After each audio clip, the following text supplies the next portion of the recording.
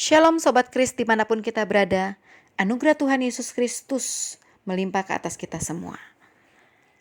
Saya mau sharing bagaimana Allah mencapai manusia, Allah mendapatkan manusia, Allah menyelamatkan manusia. Sebagian besar orang mengira Allah gampang mendapatkan kita, Dia Allah.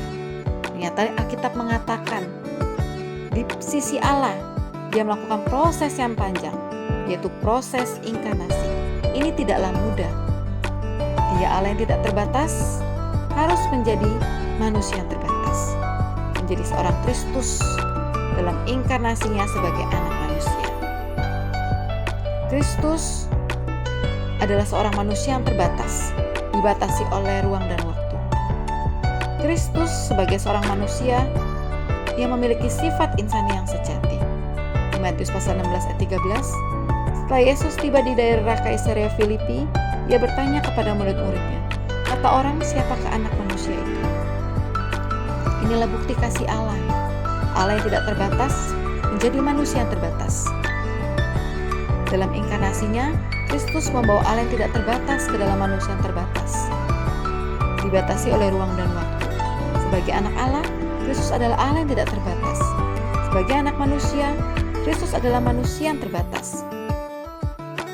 Sehingga Kristus bersyarat 100% manusia dan 100% Allah. Di Yohanes pasal 1 ayat 1a dan 14, firman itu adalah Allah. Firman itu telah menjadi manusia dan diam di antara kita.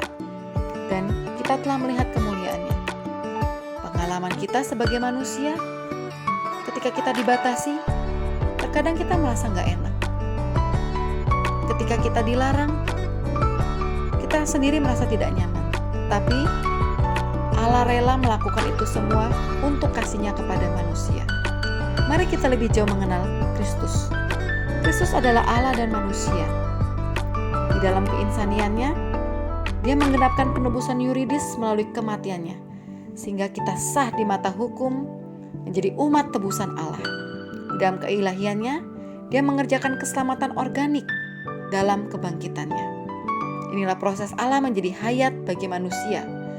Allah yang tidak terbatas berinkarnasi, mati, tersalib, dikubur, mengalami kebangkitan, masuk ke dalam roh pemberi hayat di dalam roh setiap kita. Puji Tuhan. Inilah langkah yang Kristus kerjakan bagi penggenapan ekonominya, agar hayat kebangkitannya boleh ada di dalam kita, boleh hidup di dalam kita, boleh nyata kuasanya di atas diri kita. Kadang Tuhan mengizinkan kita mengalami kegagalan supaya kita sadar bahwa alamiah kita tidaklah sekuat yang kita kira. Kita manusia rapuh, kita manusia debu tanah. Kita bisa gagal. Inilah yang mau Tuhan ekspos dan Tuhan tanggulangi atas kita. Sehingga kita jangan percaya lagi kepada kekuatan alamiah. Kita belajar bertanya kepada Tuhan dari hal-hal paling kecil. Ketika buka mata, kita datang kepada Tuhan, berseru kepada nama Tuhan. Kita boleh hidup di dalam hayat kebangkitannya.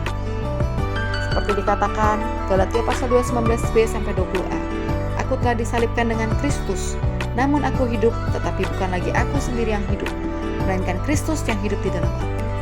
Allah sudah mengerjakan bagiannya.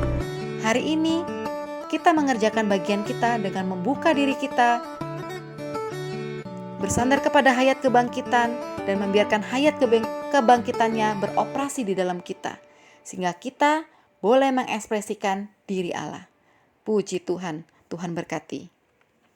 Jangan lupa di like, di komen, dan di subscribe.